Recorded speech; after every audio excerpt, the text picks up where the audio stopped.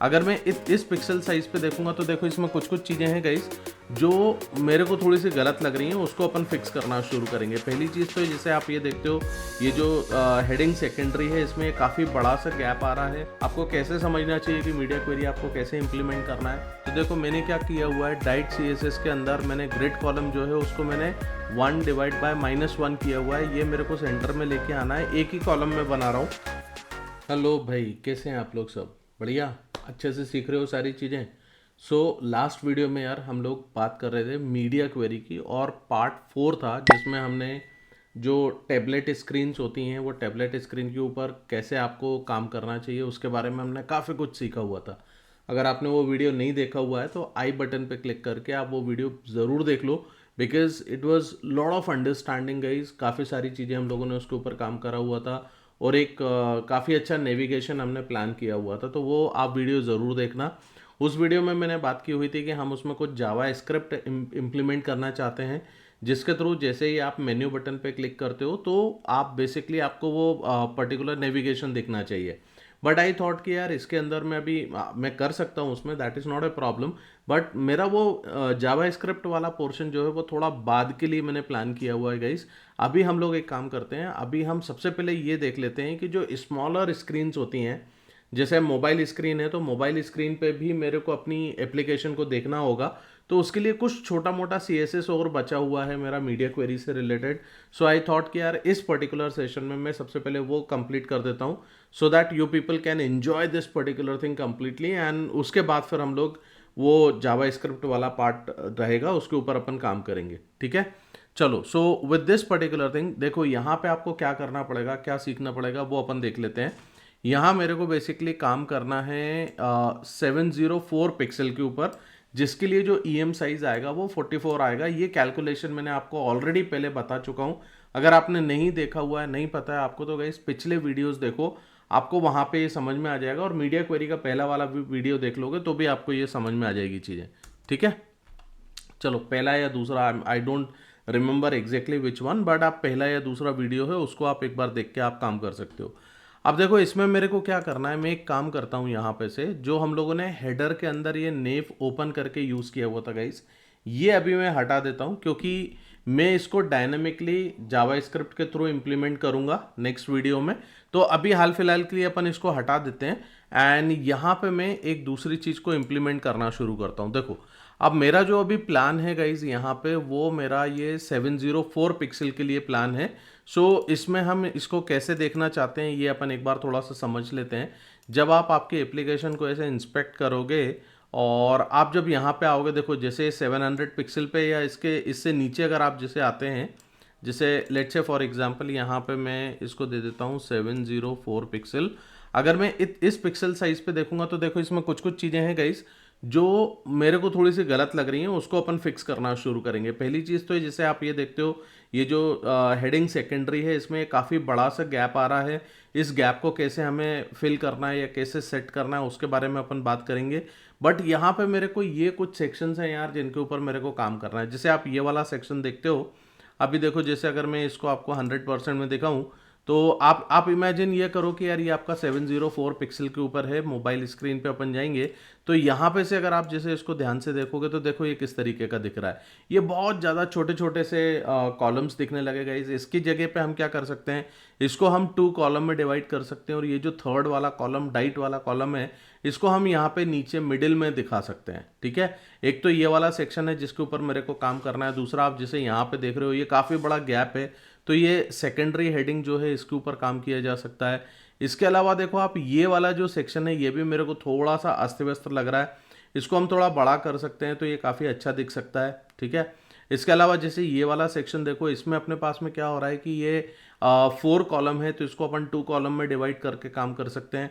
और इसके अलावा ये जो फुटर वाला सेक्शन है, तो फुटर वाले सेक्शन में भी आप इसको बेसिकली ऊपर आप ये 3 कॉलम में और नीचे 2 कॉलम में, मतलब हम ये कर सकते हैं कि ये जो अकाउंट, कंपनी और रिसोर्सेस हैं इनको हम 3 कॉलम में ऊपर दिखाएं और नीचे यहाँ पे 2 कॉलम्स में दिखाएं, ठीक है।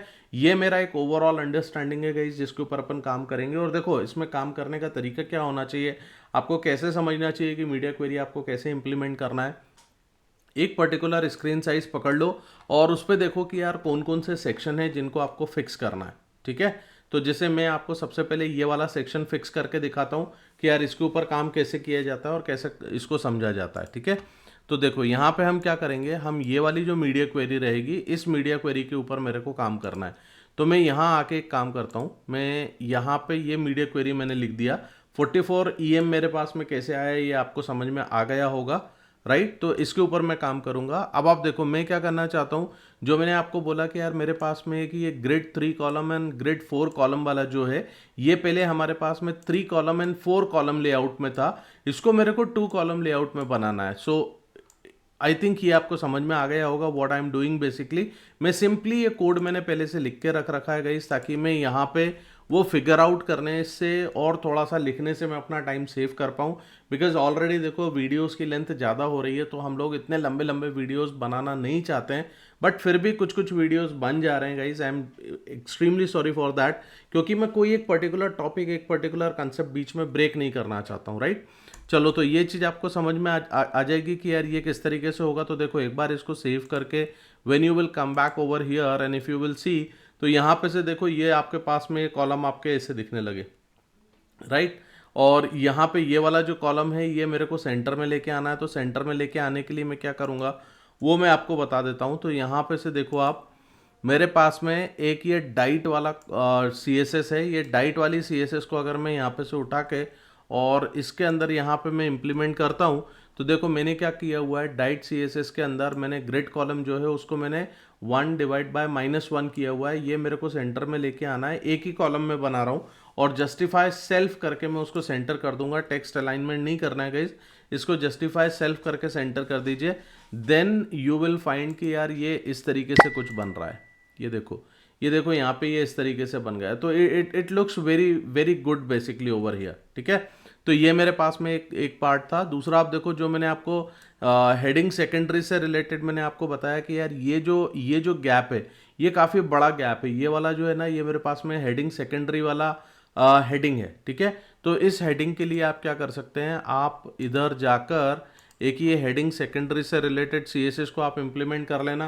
देखो मैंने क्या चीज़ में इंप्लीमेंट कर रहा हूँ गाइस, कैसे मैंने लिखा होगा, each and everything you might be understanding. और ये यहाँ पे से फिगर आउट करते हैं, यहाँ पे से style.css में जाके हम अलग अलग चीज़ें देखते हैं कि यार यहाँ पे हमने क्या चीज़ के ऊपर काम करना है। बट मैंने आपको एक तरीका तो मैंने बेसिकली बता दिया कि इसको कैसे काम करना है। बट आप देखो यहाँ पे वो गैप यहाँ पे कम हो गया, ठीक है। इस तरीके से आपको इसमें इंप्लीमेंट करना होगा। इसके बाद देखो मैं ये करना चाहता हूँ कि मेरे जो प्राइसिंग प्लान से रिलेटेड हैं चीज़ें, देखो मैं आपको इधर दिखाता हूँ। यस, ये जो प्राइसिंग प्लान है ये भी थोड़ा सा गड़बड़ दिख रहा है, इसको भी अपन फिक्स कर सकते हैं।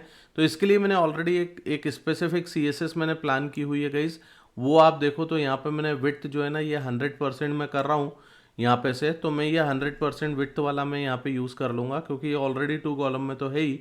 तो यहाँ पे जाने के बाद में मैं इसको बोलता हूँ कि यार ये जो इसकी विड्थ है वो 100% कर देना। लेट्स सी कि यार ये कैसा दिखेगा। ये देखो ये काफ़ी अच्छा दिखने लगा है, ठीक है। इस तरीके का एक सेक्शन आपका प्लान हो गया है इसके अंदर। नेक्स्ट हम लोग क्या करेंगे कि ये जो हमारा फुटर सेक्शन है उस फुटर सेक्शन को भी मेरे को बनाना है। तो देखो मैंने उसके लिए ऑलरेडी एक CSS ये लिख के रख रखी हुई है। आप इसी तरीके से CSS आप इस पर इम्प्लीमेंट कर लेना। कि मैंने क्या करा है, जो ग्रिड फुटर है उसको मैंने 6 कॉलम्स में रिपीट कर लिया, ठीक है। वन FR ईच का बन जाएगा। देन उसके बाद में ये लोगो और एड्रेस जो है उसको हम 3 कॉलम्स में स्पैन कर देंगे। अभी आप कॉलम स्पैन, रो स्पैन आपको समझ में आता होगा। तो यहाँ पे अगर जैसे मेरे पास में 6 कॉलम्स बनेंगे गाइस, तो ये जो लोगो और एड्रेस से रिलेटेड मेरे पास में जो कॉलम्स हैं उनको मैं बेसिकली 3 कॉलम्स में कर दूंगा, और नेविगेशन कॉलम्स जो हैं उसको मैं 2 कॉलम्स में रख दूंगा।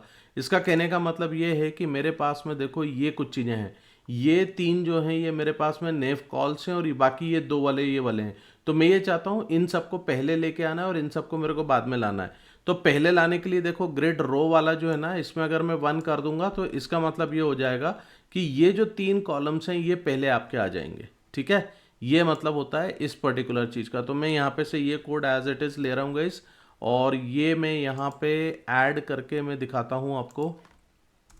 देखो ये मैंने ऐड किया, then I just saved everything, come back over here and refresh this. अब देखो ये कितना प्रॉपरली ये पूरा सेट हो चुका है, राइट। ये देखो ये 3 कॉलम्स में डिवाइड हो गए और ये 2 कॉलम्स में आ गया। अब तुम अगर देखोगे तो पूरी एप्लीकेशन गाइज ये मेरी मोबाइल स्पेसिफिक और ये मेरी रिस्पॉन्सिव एप्लीकेशन बन चुकी है। अब इसमें सिर्फ एक ही चीज़ मेरी बची हुई है, जिसमें मैं इस पर क्लिक करूं तो मेरे पास में मेन्यू आ जाए और क्रॉस बटन पे क्लिक करूं तो ये वापस इसी फॉर्मेट में बन जाए, राइट। तो ये पर्टिकुलर चीज़ हम करते हैं जावा स्क्रिप्ट के थ्रू, और ये चीज़ मैं तुमको बताता हूँ नेक्स्ट वीडियो में। तो आई होप यहाँ तक की ये सारी चीज़ें तुमको समझ में आई होंगी गाइज, यहाँ तक तुम लोगों को ये पूरा सब समझ में आ गया होगा। तो रिस्पॉन्सिवनेस या मीडिया क्वेरी जो है वो हम लोगों ने लगाना सीख लिए। Congratulation to everybody of you, and ये काफ़ी अच्छा एक पर्टिकुलर प्रोजेक्ट बन गया तुम्हारे लिए, जिसको तुम एक्सप्लोर कर सकते हो और अपने प्रोजेक्ट्स में इसका इस्तेमाल करना शुरू कर सकते हो। Don't worry about the code guys, as I told you in the last session I will be sharing this particular code, but थोड़ा और इंतज़ार करो, इसमें मेरे को काफ़ी कुछ और नई चीज़ें हैं जिनको मेरे को इसमें इम्प्लीमेंट करना है। तो हम कैसे इसको स्क्रॉल स्मूथ स्क्रॉलिंग इफेक्ट इसमें इम्प्लीमेंट करेंगे, ऑप्टिमाइजेशन कैसे करेंगे, काफ़ी ज़्यादा जगह पे मैंने इसमें इमेजेस यूज़ करके रख रखी हैं, तो इमेज के केस में कैसे ऑप्टिमाइजेशन किया जाता है, इन सारे कंसेप्ट को भी मेरे को तुमको सिखाना है। So just give me some time, okay, but I will be teaching you all these things. I hope ये तुमको अच्छा लग रहा होगा सेशन गाइज। अगर सेशन अच्छा लगता है तो प्लीज़ लाइक करो, शेयर करो दूसरों के साथ में, और चैनल को अगर सब्सक्राइब नहीं किया हुआ है तो please subscribe the channel. Thank you very much. Next video में मिलते हैं। Bye bye.